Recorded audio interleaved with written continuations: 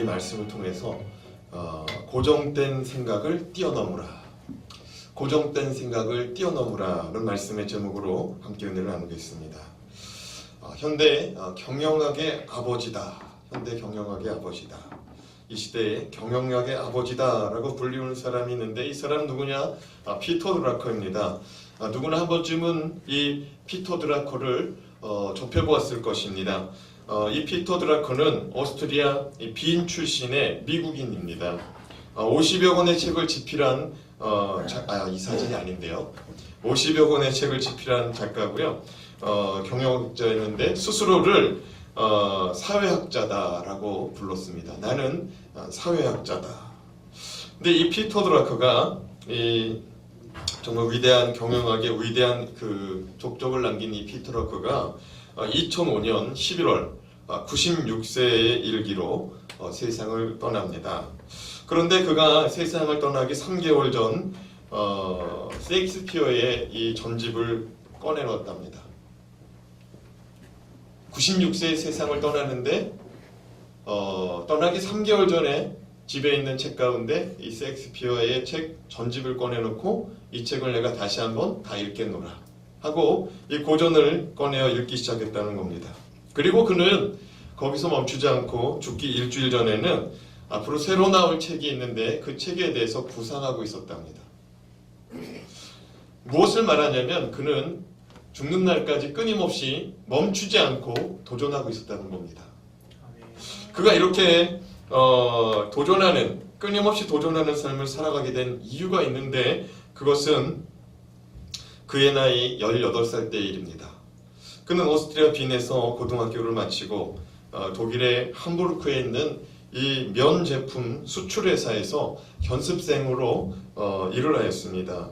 그의 나이 18살, 그의 일과는 오전 7시 반에 출근해서 오후 4시까지 일하는 직장이었습니다. 그는 주중에 5일 동안을 그 4시에 일이 마치면은 그가 행하는 곳이 어디냐면 함부르크에 있는 시립도서관으로 향하였다고 합니다. 그가 시립도서관을 향하여서 일주일에 5일 동안 책을 읽기 시작하는데 독일어와 또 영어와 프랑스어로 된 책들을 두루 섭렵하면서 책을 읽었다고 합니다. 그 가운데 일주일에 한 번은 오페라를 관람했다고 합니다. 많은 사람들이 그렇게 생각할 거예요. 피터 드라커가 집안 환경이 좋았나 보다. 그게 아니고요. 당시에는 이 오페라가 이 막이 올라가기 1시간 전에 그 창구 앞에서 대학생들을 위해서 줄을 세웠다고 합니다. 그 이유는 뭐냐면은 이 오페라가 막이 올라갈 때에 좌석이 만약에 빈 좌석이 있다면은 10분 전에 그 좌석 티켓을 나눠줬다는 거예요. 단 1시간 전에 줄을 쓴 사람들에 한해서 이 피터 드라커가 이 일주일에 5일은 책을 읽고 또 마지막 한 날은 이 오페라에 관에 가서 오페라를 그렇게 보았답니다. 그런데 그가 관람한 오페라 가운데 그가 잊지 못하는 오페라가 있습니다. 풀스타프라는 오페라인데 이탈리아의 유명한 작곡가 1813년부터 1901년까지 생을 살았던 작곡가인데요.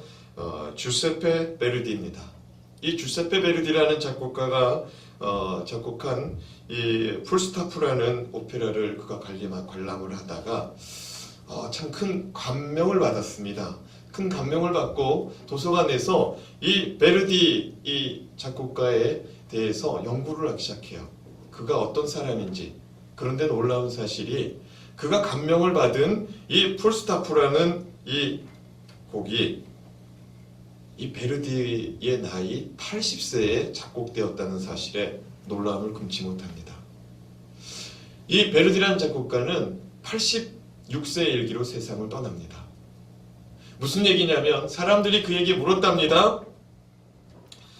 왜 계속해서 곡을 쓰냐는 거예요. 그 늦은 나이에 왜 이 고단한 일을 하냐는 거예요. 여러분, 이 작곡이라는 거는 우리 성도님 가운데 이렇게 작곡을 전공한 우리 형제님도 계세요. 이 자리에도 함께 계신데 여러분 작곡은 설교보다 더 어려울 수도 있을 것 같아요. 왜냐면은 작곡이라는 것은 어떻게 보면 하나의 작품이잖아요. 하나의 작품이잖아요. 설교도 하나의 작품이지만 작곡이라는 것은 한 번 작품을 만들어 놓으면 계속해서 쓰여지잖아요. 이 베르디가 사람들이 그 늦은 나이까지 작곡을 한 이유가 무엇이냐고 물었을 때 그가 이렇게 말했답니다. 음악가로서 나는 일생 동안 완벽을 추구해 왔습니다. 완벽하게 작곡하려고 애썼지만 하나의 작품이 완성될 때마다 나는 늘 아쉬움이 남았습니다. 때문에 나에게는 분명한 도전에 대한 의무가 있었습니다. 나는 끊임없이 도전해야 될 이유가 바로 여기에 있었습니다. 아쉬움이 났기 때문에.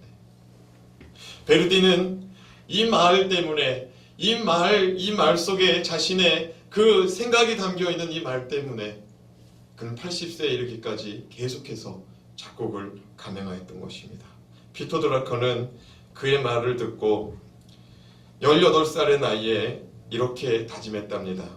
나이를 먹게 되더라도 포기하지 않고 나는 계속 정진하리라. 나는 나이를 먹게 되더라도 포기하지 않고 계속 정진하리라. 피터 드라커는 죽는 날까지 무엇인가에 도전을 하며 살아갔습니다. 80세의 나이에 베르디는 또 하나의 곡을 작곡하며 도전하였습니다. 사랑하는 여러분, 여러분은 지금 어떤 도전을 하고 계십니까? 여러분은 지금 어떤 도전을 하고 계십니까? 오늘 말씀은 가버나움이라는 동네에 더 이상 희망이 보이지 않는 한 중풍병자와 그를 돕기 위한 친구들의 끊임없는 도전을 말씀하고 있습니다. 예수님은 공생애 가운데 가장 많은 시간을 할애하셨던 곳이 어디냐? 갈릴리의 작은 동네 가버나움입니다. 예수님께서 가버나움에 많이 계셨다는 것은 가버나움에서 많은 말씀을 가르치셨고 많은 기사와 이적을 행하셨다는 것입니다. 그러므로 예수님께서 그 가버나움에 오셨을 때 그 동네에는 벌써 소문이 쫙 퍼진 겁니다. 예수님이 우리 동네에 오셨대.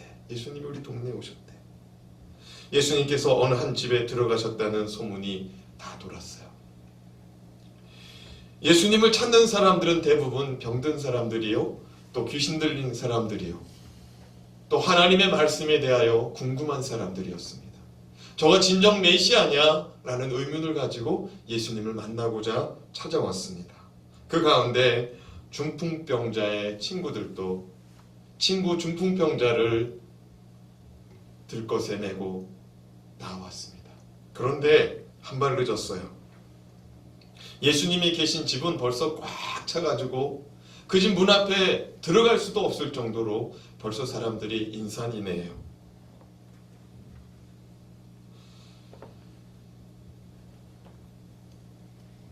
이 중풍병자의 친구들이 아마 고민에 빠졌을 겁니다. 어떻게 해야 하나?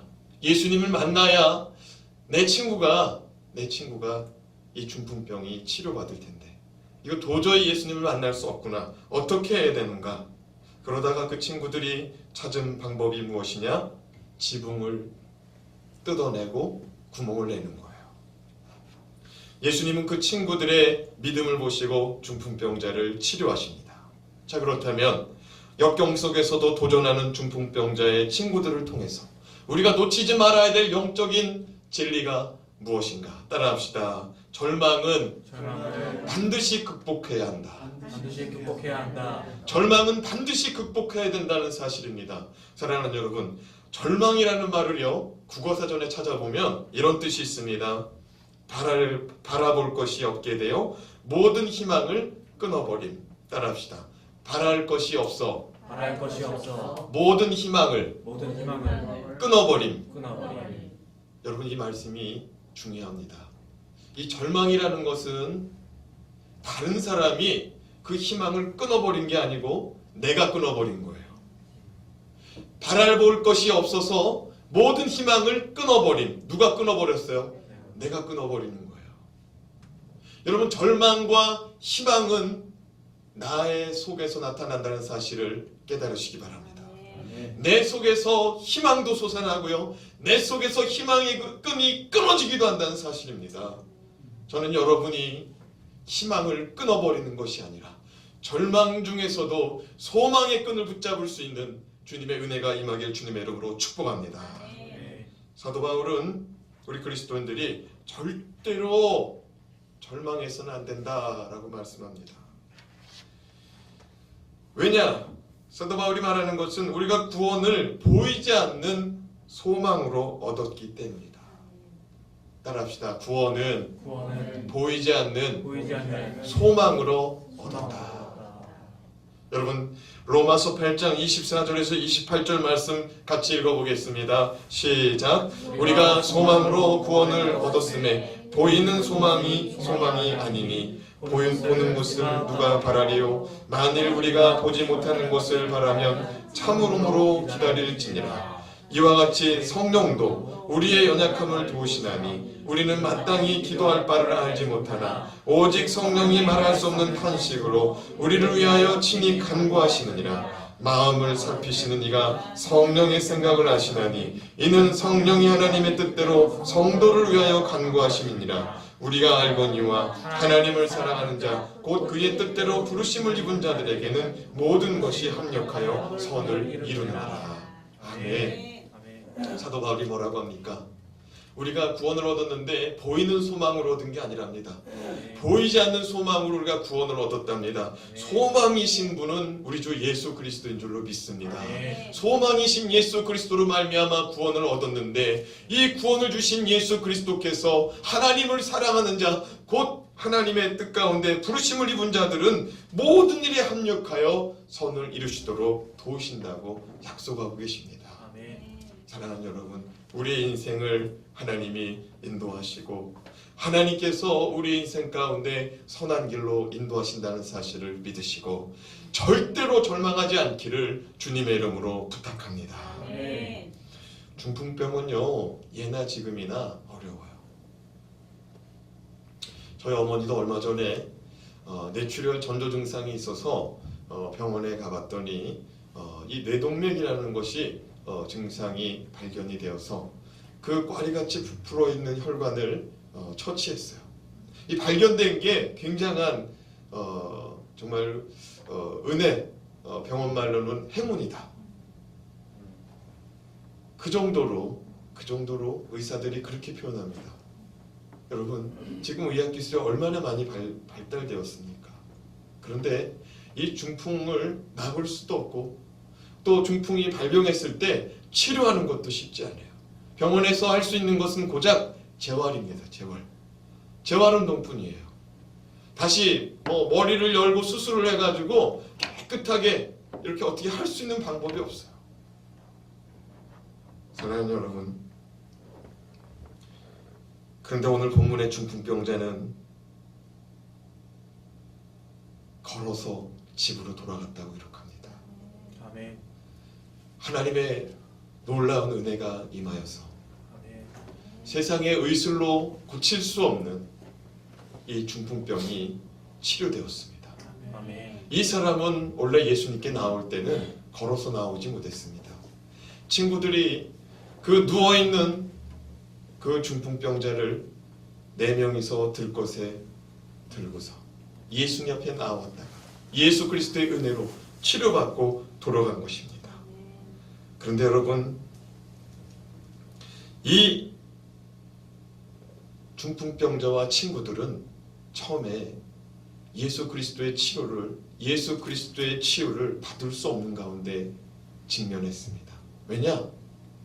예수님을 만나러 갔는데 벌써 줄 쓴 사람이 여기서부터 저 끝까지인 거예요. 오늘 밤새 치유해도 모자라게 생긴 거예요. 내 친구까지 이 예수 그리스도의 치유의 은혜가 임하지 못하겠다. 어떻게 하냐 이거예요.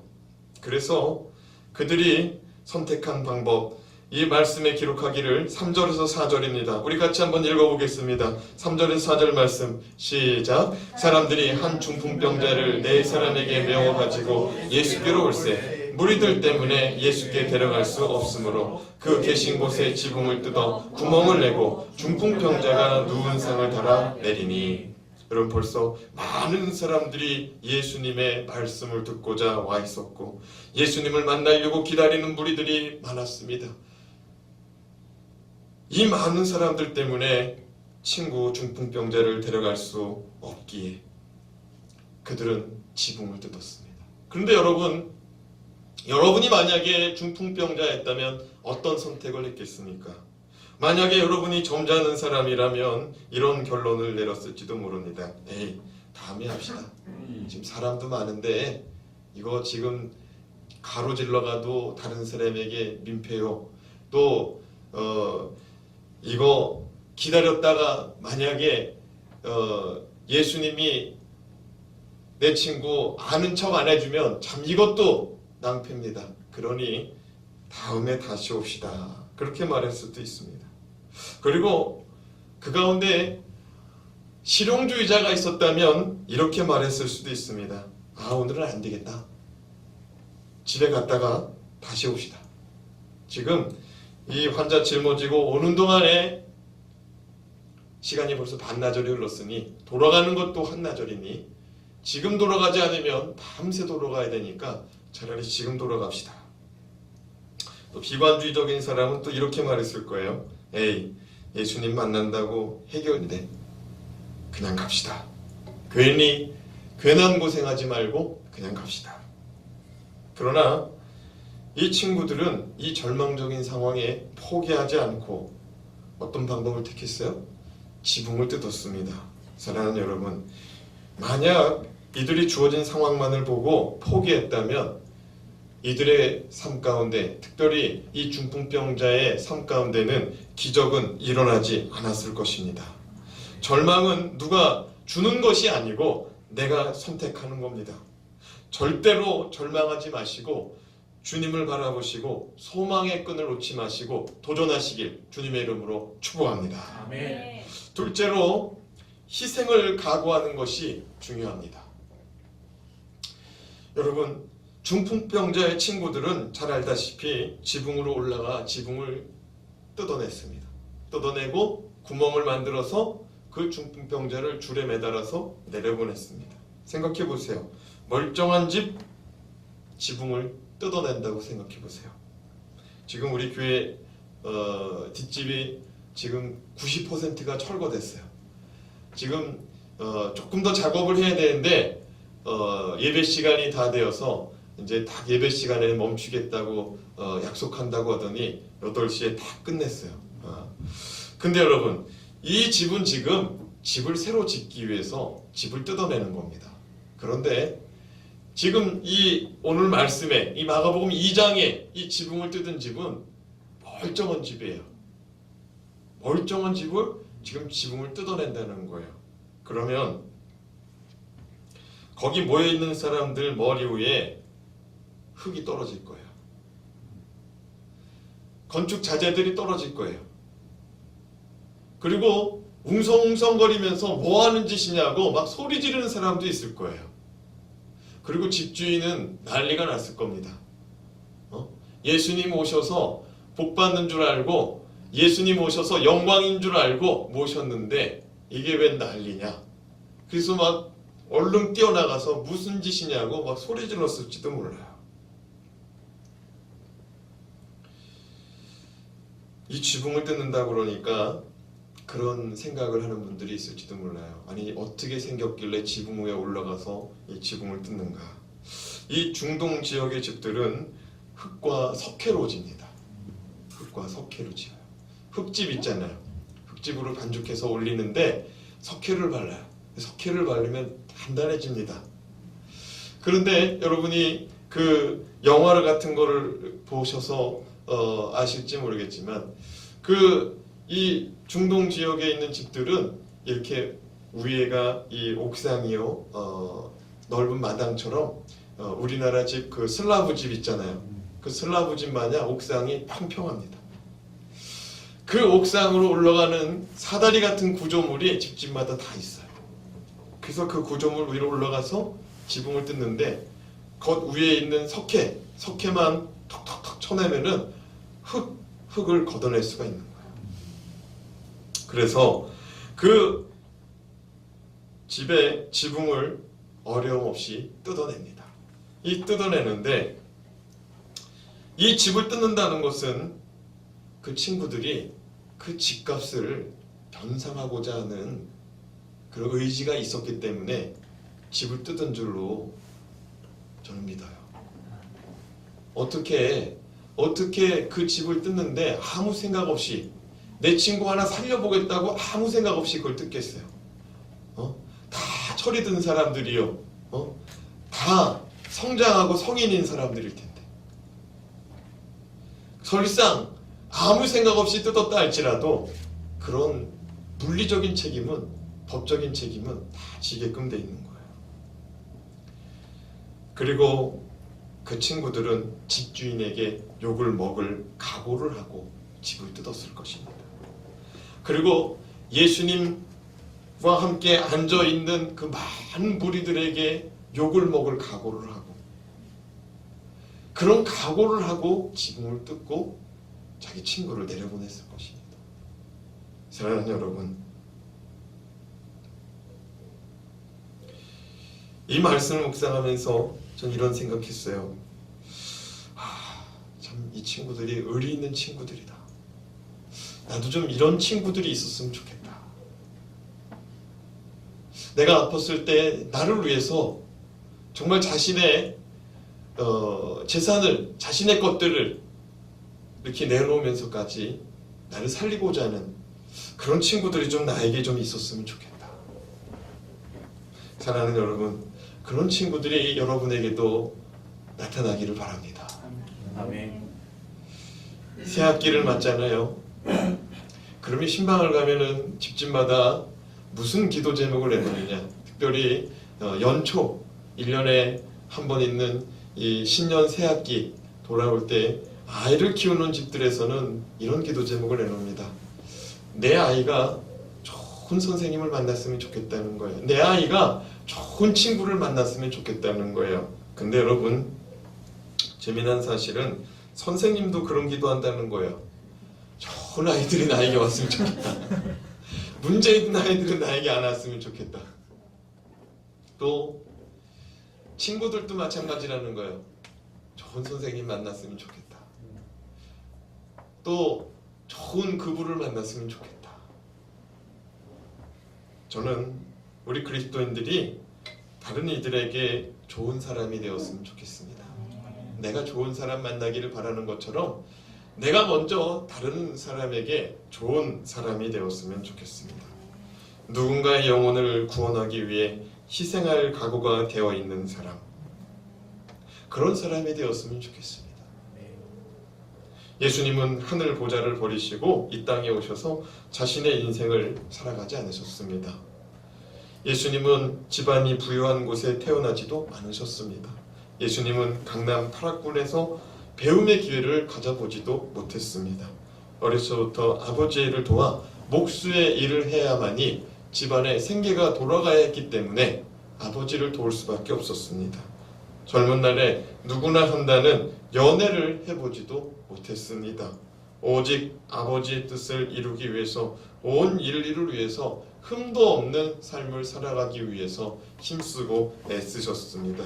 그리고 십자가에서 아무 말 없이 어린 양과 같이 자신의 죽음을 맞이하며 오히려 자신을 죽이고 돌 던지며 침뱉고 조롱하는 자들을 향하여 하나님 아버지 앞에 기도했습니다. 아버지여, 저들이 행하는 죄를 알지 못하고 행하나이다. 저들을 불쌍히 여기소서. 우리 주님께서 십자가의 희생을 각오하지 않고 이 땅에 내려오시지 않으셨다면 온 인류와 우리 모두는 구원을 얻지 못했을 것입니다. 가정도 마찬가지인 것 같아요. 모든 가정들이 위기를 겪고 살아가는 것 같습니다. 제가 결혼을 해보니까 우리 가정에는 위기가 없을 줄 알았어요. 어려서 부모님이 간혹 다투는 모습이 있을 때 나는 결혼하면 다투지 말아야지 웬걸 결혼했는데 더하면 더했지 덜하진 않더라고요. 사랑하는 여러분, 목회자의 가정도 때로는 다툴 때가 있습니다. 믿는 사람들 가정 다툴 때 있을 겁니다. 믿는 사람들의 가정 다툴 때 있을 것입니다. 그러나 그 다툼을 잘 극복하지 못하면 가정이 깨지는 것입니다. 집안에 불화가 있을 때 누군가가 희생하지 않으면, 누군가가 참지 않으면, 누군가가 섬기지 않으면 그 가정이 유지될 수가 없습니다. 누군가의 희생으로 말미암아 가정이 존속되는 것 같습니다.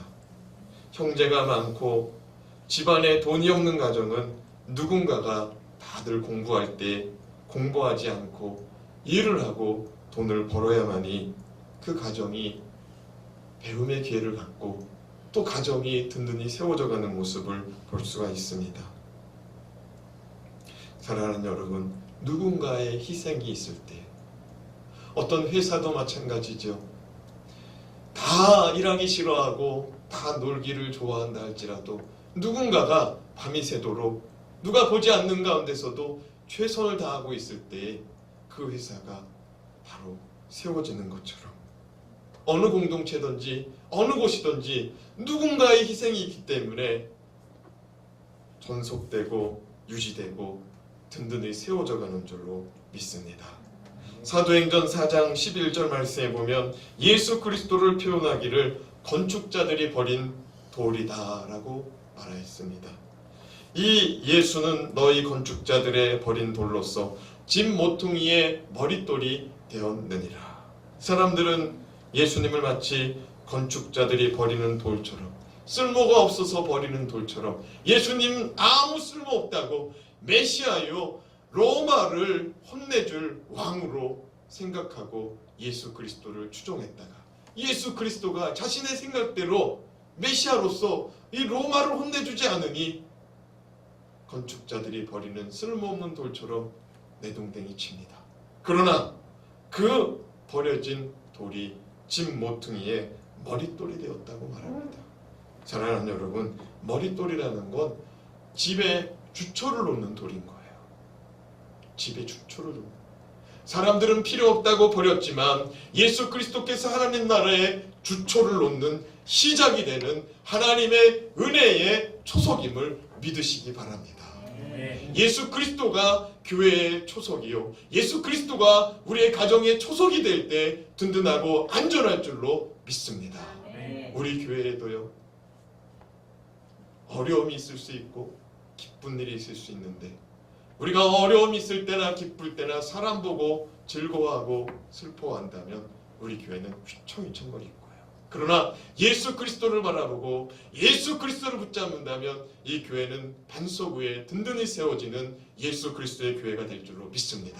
가정도 마찬가지예요. 남편이 잘 섬길 때, 아내가 잘 섬길 때 기분 좋아하다가 아내가 잘 섬기지 않고 남편이 잘 섬기지 않는다고 힘들어하고 마음 아파한다면 가정은 위기를 맞습니다. 그러나 가정의 구성원들이 예수 그리스도를 가정의 주인으로, 예수 그리스도를 가정의 초석으로 삼고 예수 그리스도의 뜻을 쫓아, 예수 그리스도의 말씀을 쫓아 예수 그리스도를 부여잡고 내 가정을 지켜달라고 주 앞에 기도할 때에 하나님의 든든히 세우시는 믿음의 가정으로 세워질 줄로 믿습니다. 아멘.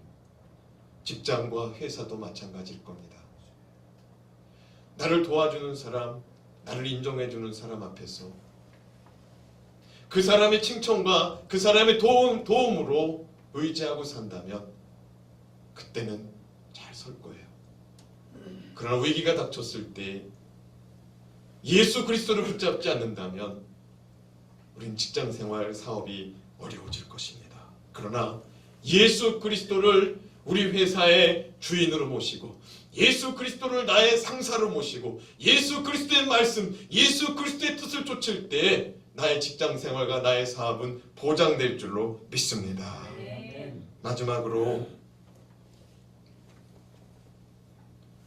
치유를 넘어 죄사함이 중요하다는 사실, 치유를 넘어서 죄사함이 중요하다는 사실을 발견해야 됩니다. 4명의 친구들은 침상 끝에 밧줄을 매달아 예수님이 계신 곳으로 중풍병자를 내려보냅니다. 그러자 예수님은 그 중풍병자를 내려보내는 4명의 그 모습을 보시고 이렇게 말씀하십니다.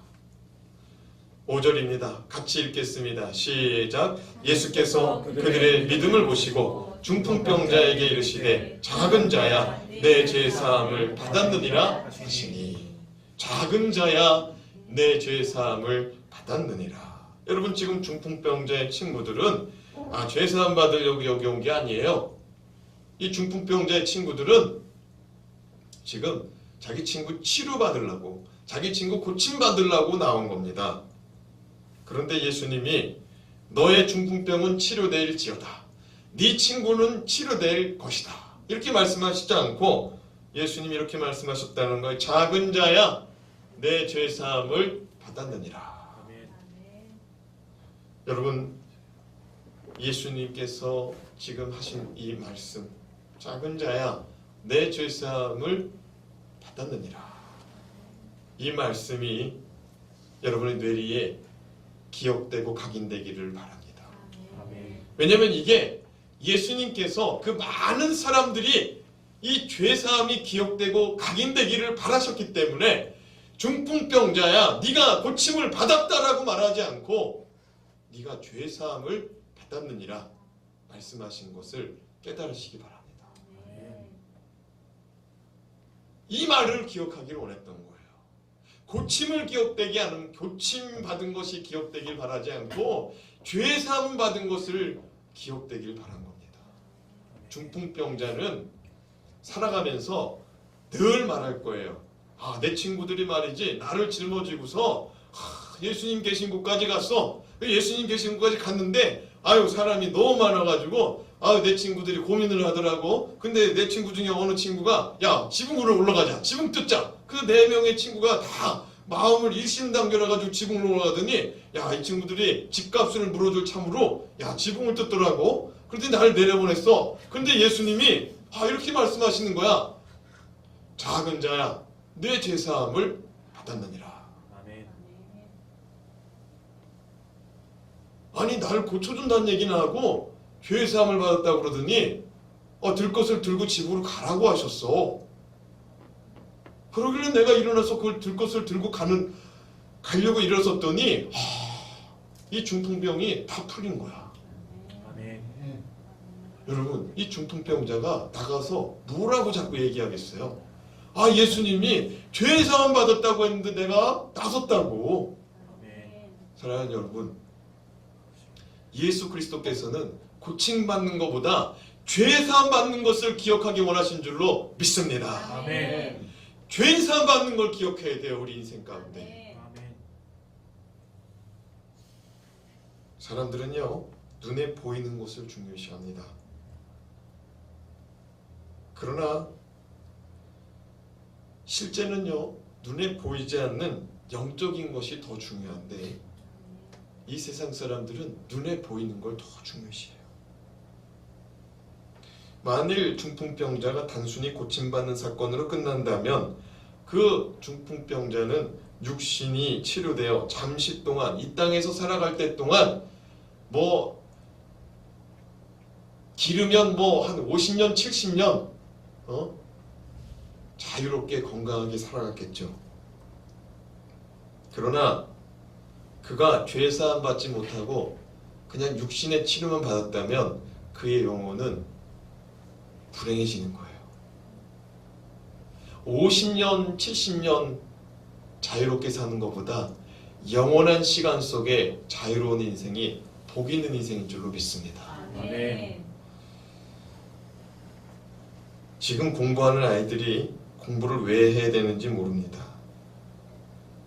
지금 잠시 동안의 수고로의 행함으로 앞으로 자신의 꿈을 이루며 살아가는데 도움이 된다는 사실을 몰라요. 근데 이걸 깨닫는 친구들은 자신의 꿈을 이루기 위해서 이 공부가 도움이 된다는 사실을 깨닫는 친구는 공부가 재미나겠죠.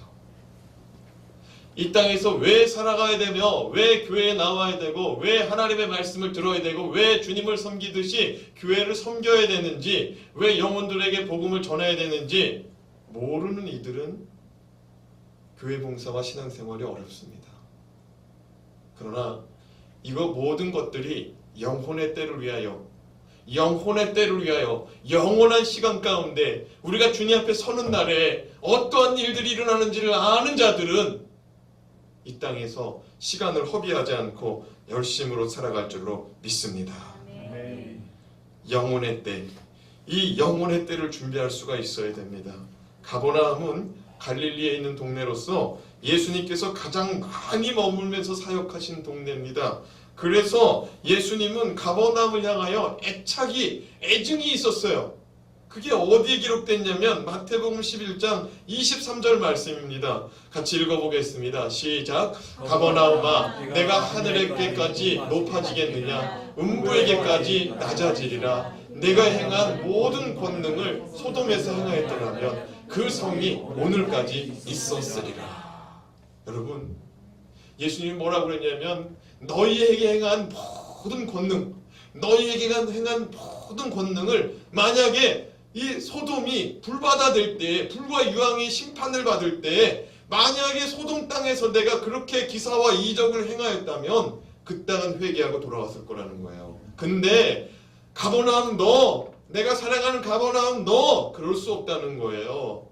내가 얼마나 너희들에게 애정을 가지고 얼마나 너희에게 말씀을 전하며 얼마나 너희에게 큰 권능으로. 여러분, 베드로 장모도 가버나움이었어요.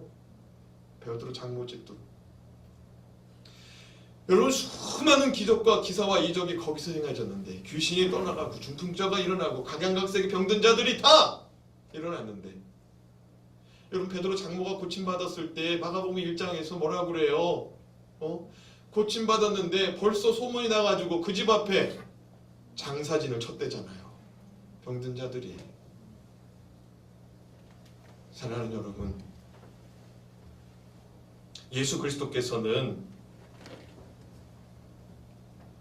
권능 가운데 죄사함을 기억하기 원하는 줄로 깨달으시기 바랍니다. 아멘. 그러나 예수님을 가버나움 사람들은 영접하지 않았고 예수 그리스도의 말씀을 따르지도 않았습니다. 오늘 말씀 2절 말씀을 우리가 한번 주목해 봅시다. 오늘 2절 말씀에 보면 많은 사람이 모여서 그 문 앞에까지 들어설 자리가 없게 되었는데 예수님께서 그들에게 도를 말씀하셨답니다. 뭘 말씀하셨어요? 도. 여러분, 십자가의 도를 말씀하신 것입니다. 하나님 나라의 도를 말씀하신 것입니다. 제자도를 말씀하신 것입니다.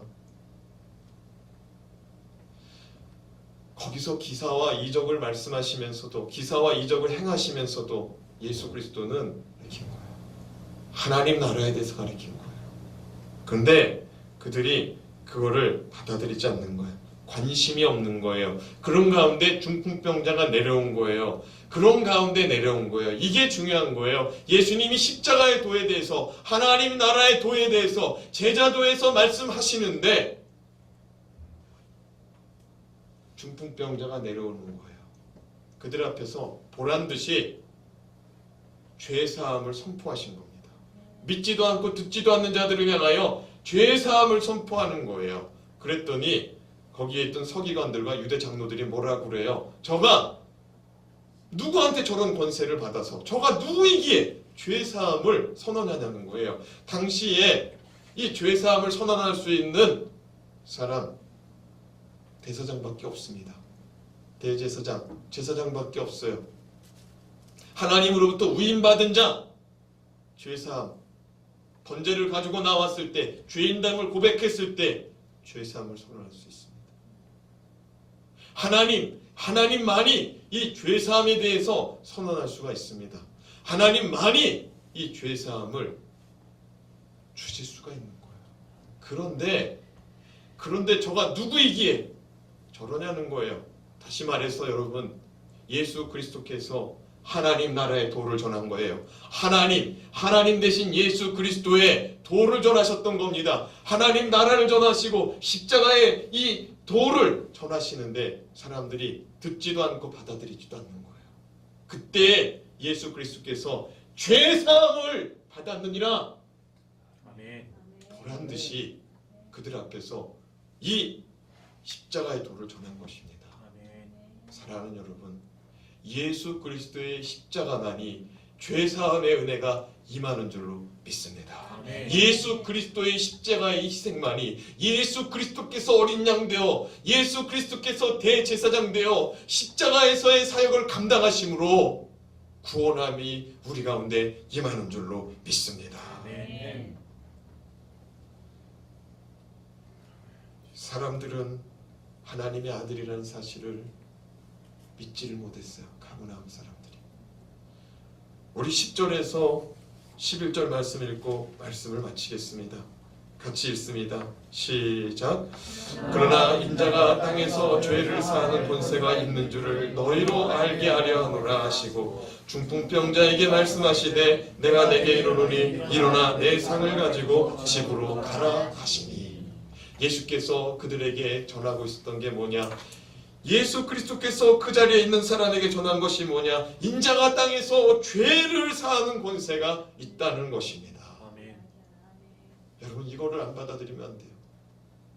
사랑하는 여러분 지금 죄사함의 은혜를 받으셨습니까? 여러분 죄사함 받고 구원받은 주의 백성입니까? 아멘이십니까? 아멘. 영혼의 때를 준비하시기 바랍니다. 아멘. 영혼의 때를 준비하세요. 죄사함을 받았다면 영혼의 때를 준비하시기 바랍니다.